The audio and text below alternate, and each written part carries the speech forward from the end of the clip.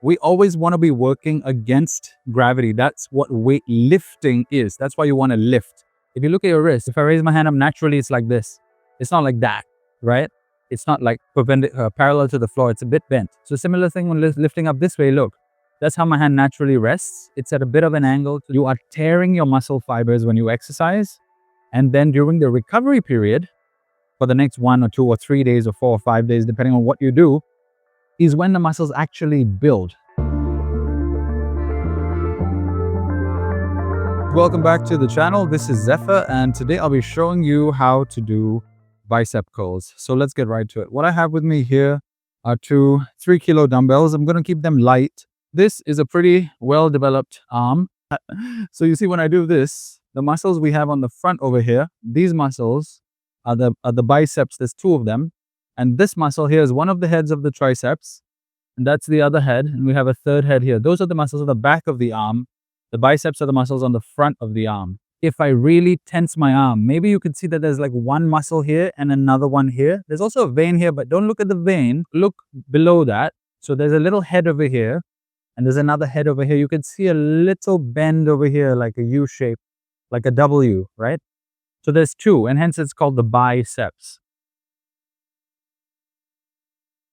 So the first thing you want to do is grab a light dumbbell. Until you're very familiar with the movement, you want to have a light dumbbell. Now you want to grab it in your arm like this with an overhand grip. Okay, so you don't want the thumb on the same side as the fingers. You don't want this, right? You want the thumb going over this way, okay? So the thumb comes in from one side and the fingers from the other side. Now you want to grab it pretty tightly. Not too tightly, you don't want to go crazy here, but tight enough to feel a little bit of a pump in your forearm, and hold it tight all the way.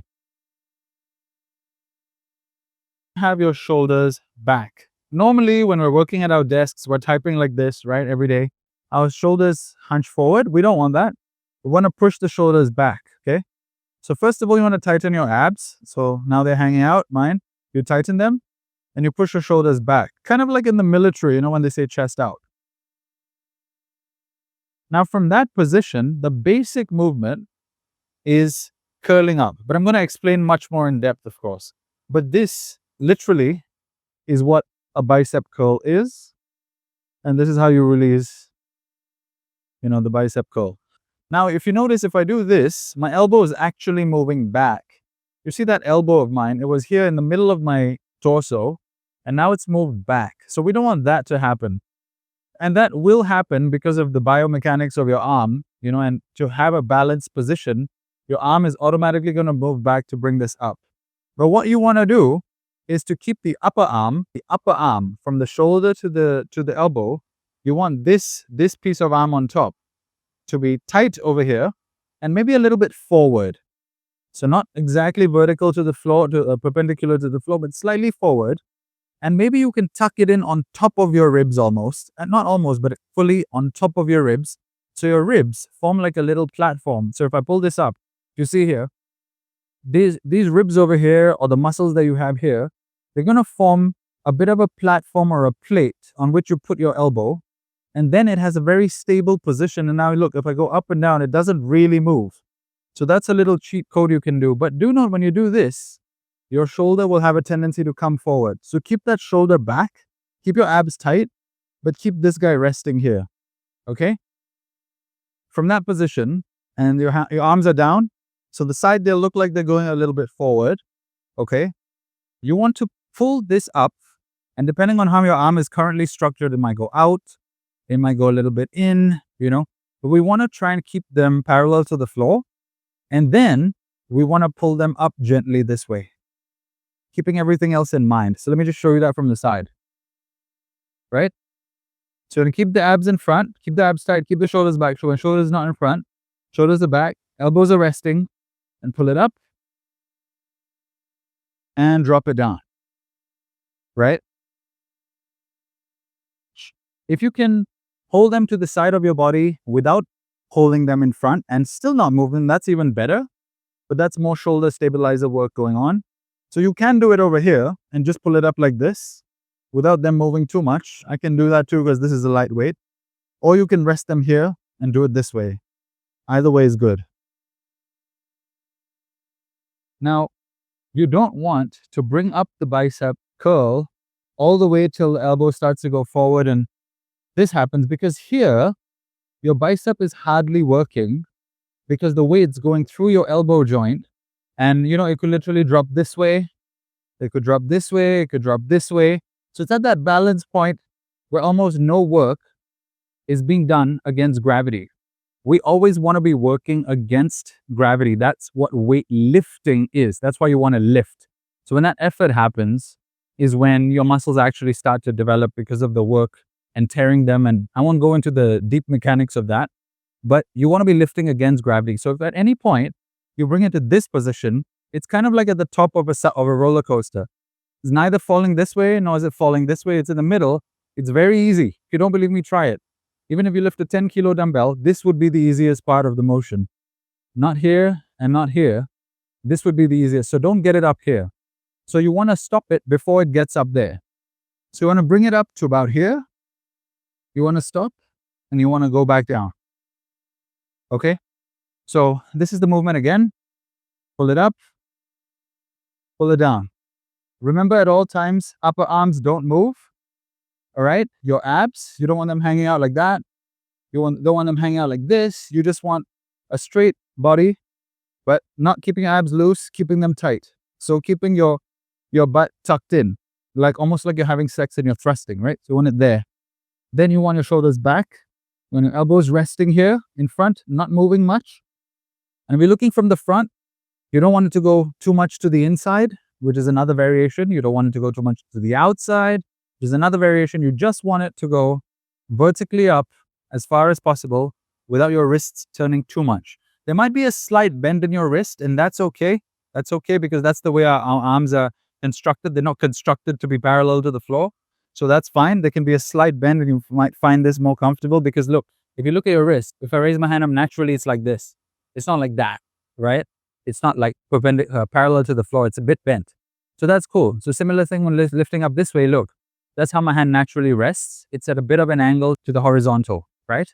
So you don't need it fully like that. A little bit like this is good, okay? So when you're lifting it up, you want the arm to be as vertical as possible. But when it's going up, if there's a bit of an angle of the dumbbell to the floor, it's fine. But if you can keep it out a little bit, this is the basic bicep curl that builds a lot of muscles.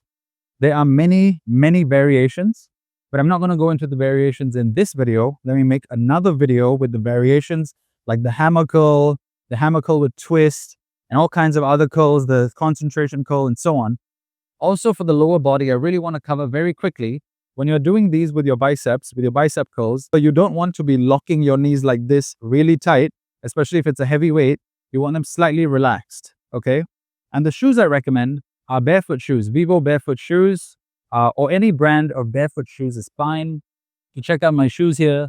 They have no heel and they have no lift. They are a very straightforward, no heel, no raising, no arches, nothing. It's as flat as can be. To learn more about barefoot shoes, check out my review of the Vivo Barefoot Primus Lite 3 Men's, which I'll link above right now. Also, you can lift barefoot or with socks, depending on whether you're in the gym or at home, depending on whether they allow it.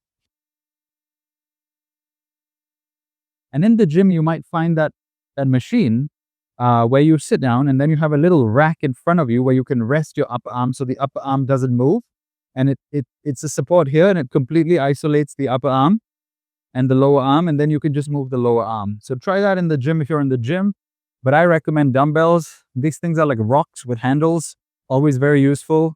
I subscribe to being a bit like a caveman, and so should you if you want to build some serious muscle. Hey guys, this is Zephyr here. I hope you guys are enjoying the video thus far. I wanted to drop in at this point and let you guys know about a course, a mini course actually, that I've created on my website called Connect to Your Spirit Guides, which teaches you how to call in your spirit guides, your guardian angels, your ancestors, your spirit animals, or any other guide you may want to call in the spiritual realm. For those of you familiar with mind, body, spirit, you would understand why I would do this as a part of my practice along with my work to take care of my body. And it's all very intuitive, this entire mind, body, spirit connection. And for those of you who are not into spirituality at all, this could be a good starting point for you guys as beginners.